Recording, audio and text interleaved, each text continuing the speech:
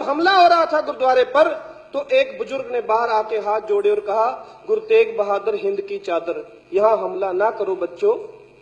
उन्होंने उसको देखा और पकड़कर उसको आग लगा दी।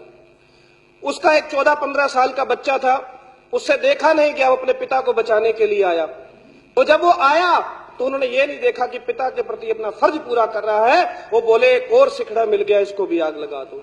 वो बच्चा जलाया गया, 60% जला था, बच सकता था, लेकिन पुलिस ने उसको हॉस्पिटल नहीं ले जाने दिया, सेवादारों को उसको पानी नहीं पिलाने दिया।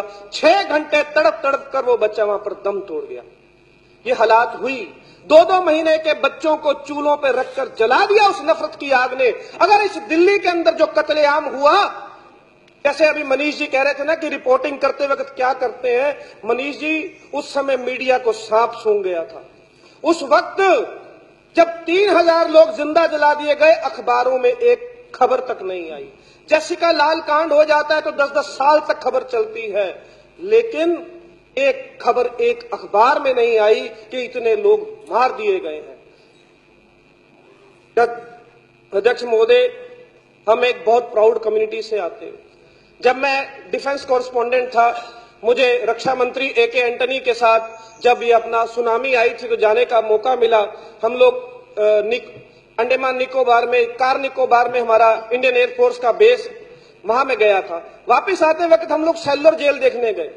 मैं सेलुलर जेल देखने गया तो सेलुलर जेल में जो काल कोठड़ियां हैं, जहां हमारे स्वतंत्रता सेनानियों की जिंदगियां गल गई, मैंने जाके देखा तो मैंने उनकी दीवारों पे नाम पढ़ने शुरू किए। जब नाम पढ़ने शुरू किए तो मेरे सीना गर्व से फूलने लगा कि उसमें कम से कम नहीं तो सिख और पंजाबियों के 50% नाम थे।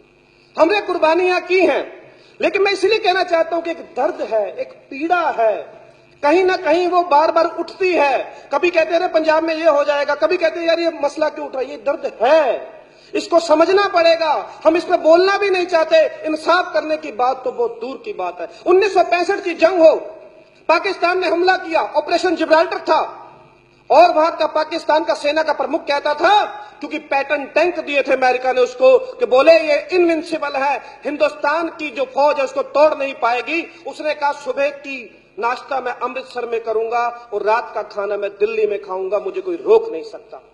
जब ये बात आई, इतिहास गवाह है, किताबें हैं, कैप्टन अमरिंदर सिंह की भी एक किताब है, वो उनके एडीसी थे उस वक्त। उन्होंने कहा, हमारे जो सेना के प्रमुख थे उन्होंने कह दिया कि मोर्चा जो है थोड़ा ब्यास के आगे लगा लीजिए, लेकिन लेफ्टिनेंट जनरल हरबख्श सिंह ने कहा 1947 में गुरु नानक का जन्म स्थान छूट गया, पंजा साहिब छूट गया, ननकाना साहिब छूट गया, अब क्या अमृतसर भी हमसे छूट जाए? नहीं, हम पाकिस्तान की फौजों को यही जवाब देंगे। और उन्होंने मोर्चा संभाला, उन्होंने छातियों पर एंटी टैंक माइंस बांधी और पाकिस्तान के टैंकों से टकरा गए और उनका परकच्चा उड़ाकर कब्रिस्तान बना दिया। बॉर्डर जैसी फिल्में बनी। 1965 की जंग हुई, 1971 की जंग हुई। लेफ्टिनेंट जनरल जगजीत सिंह अरोड़ा, जिन्हें बांग्लादेश वार का हीरो कहा गया, अभी हमारे प्रधानमंत्री गए थे बांग्लादेश तो एक उनको तस्वीर दी गई जिसमें जब 93,000 पाकिस्तान के फौजियों ने सरेंडर किया था और बांग्लादेश की वार जीती थी तो वो लेफ्टिनेंट जनरल जगजीत सिंह अरोड़ा की थी। लेकिन 84 में उस लेफ्टिनेंट जनरल जगजीत सिंह अरोड़ा के ऊपर हमला हुआ। उसने इंद्र कुमार गुजराल को फोन किया, उसने कहा मैं क्या करूं, मुझ पर भी हमला हो गया। क्या सोचा होगा उस जनरल ने, क्या सोचा होगा उस जनरल? तो इंद्र कुमार गुजराल ने कहा तुम पगड़ी उतार के मेरी गाड़ी में छुप के आ जाओ। उस लेफ्टिनेंट जनरल जगजीत सिंह अरोड़ा ने बाद में सिख फोरम का गठन किया, RS नरूला कमेटी बनाई। सरकार जांच नहीं कराना चाहती थी, सरकार कमीशन नहीं बनाना चाहती थी, लेकिन जब वो लेफ्टिनेंट जनरल जगजीत सिंह अरोड़ा इस दुनिया से गए, सरकार ने उसको सम्मान तक नहीं दिया। ये कांग्रेसी सरकारों का ऐसा व्यवहार था उस हीरो के लिए। मैं कहना चाहता हूं कि 84 का कत्लेआम हुआ, ये दंगा नहीं था, ये नरसंहार था, ये हिंदू और सिख नहीं लड़े थे, ये सरकारी कत्लेआम था। और इस सरकारी कत्लेआम को नानावटी कमीशन की रिपोर्ट ने भी माना।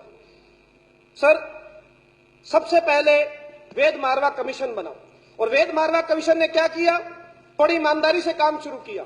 उन्होंने सारी पुलिस थानों के रोजनामचे जब्त करा लिए कि भाई क्या शिकायत आ रही थी, लेकिन उस समय की पुलिस ने जब वो रिपोर्ट देने वाले थे, उनका कमीशन भंग कर दिया। रंगनाथ मिश्रा कमीशन बना दिया। रंगनाथ मिश्रा कमीशन ने सबको बचा दिया। जब सबको बचा दिया तो रंगनाथ मिश्रा को राज्यसभा भेज दिया गया। ऐसा इंसाफ के साथ किया गया। आमोद कंठ जैसे लोग जिन्होंने उस वक्त एक ग्रुप कैप्टन थे एयरफोर्स के, वो अपने परिवार को बचाने के लिए बाहर आए, उसकी गिरफ्तारी की तो आमोद कंठ को राष्ट्रपति से वीरता पुरस्कार दिलवा दिया गया, जो अभी अदालत ने 3 साल पहले कहा कि शर्मनाक है। बात यह नहीं कि मारे गए, बात यह नहीं कि इंसाफ नहीं हुआ, बात यह है कि दोयम दर्जे का नागरिक होने का एहसास कराया गया।